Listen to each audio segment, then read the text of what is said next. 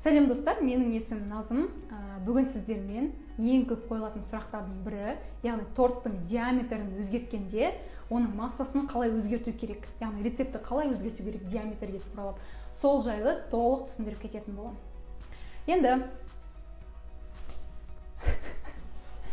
так, достар, мысалы, мынау бізде 15 диаметрлік торт, ал мұнда 24 диаметрлік торт.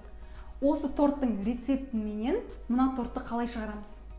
Енді ол үшін, мысалы, мына жерде кальцоны сыз қойдым, мысалы, кальцо деп елестетейік, біз тортымызды пісіретін. Яғни мына кальцоның диаметрі 15 сантиметр, а мұнда 24 сантиметр мына торттікі. Бұны есептеу үшін біз мына шеңбердің ауданын тауып алуымыз қажетпіз.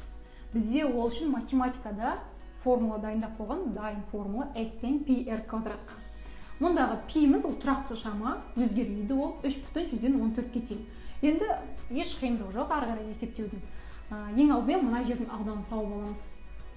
S тең пиіміз тұрақты шама 3,14-ке көбейтеміз R-дің квадраты. Диаметр 15 болған кезінде радиусы жартысына тең. Яғни 15-тің жартысы 7-де 5. 7-де 5-тің квадраты. Сонда тең осының барлығын көбейтсек, бізде 176-да 6 шығады екен. Енді 24-тің мына жердің ауданын тауып алатын болсақ, бұл жерде тура солай S тең тұрақты шама 3,14 көбейтеміз. 24 диаметр болғанда бұның жартысы радиусқа тең, яғни 12 радиусы болады. 12-нің квадраты формулада тең, бұл жерде бізде 452-де 1 шығады екен. Енді қалай жасаймыз? Біз бұл жерде мына рецепті мынаған көбейтіп жатырмыз. Сол үшін 452-ні 452,1-ді бөлеміз 176-да 6-ға. Сонда бізде тең шығады 2,5. Яғни бізде 2,5 деген коэффициент шықты. Енді бұл 2,5-мен не істейміз? Мысалы, мына диаметрі 15 сантиметрлік торттың рецептінде бізде 80 грамм қант қосу керек деп жазылып қойған болса, онда диаметрін өзгерткен кезінде 24 деп қанша грамм қант қосу керек? Жай ғана осы 80-ді, мысалы, енді жаңағы біздің шығарып алған коэффициентімізге көбейтеміз. Яғни 80-ді көбейтсек 2,5-ға тең 200 шығады. Сонда біз мұнда 200 грамм қант қосуымыз қажет екен.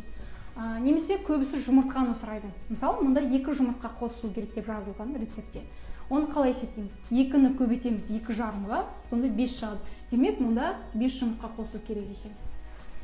Енді достар, бұл сұрақта көп қойылады. Мысалы, мына торттың рецепті бар бізде дейік, 24 диаметрлік торттың. Осының рецептін қалай 15 диаметрлік тортқа кішірейтеміз, яғни рецепті азайту қажет. Оны барлығын керісінше жасаймыз. Жаңа біз 452-де 1-ді 176-ға бөлген болсақ, енді 176-да 6-ны бөлеміз 452-де 1-ге. Сонда бізде 0,39 шығады. Бұны бүтіндеп алатын болсақ, яғни 0,14. 0,14 деген коэффициент шығады.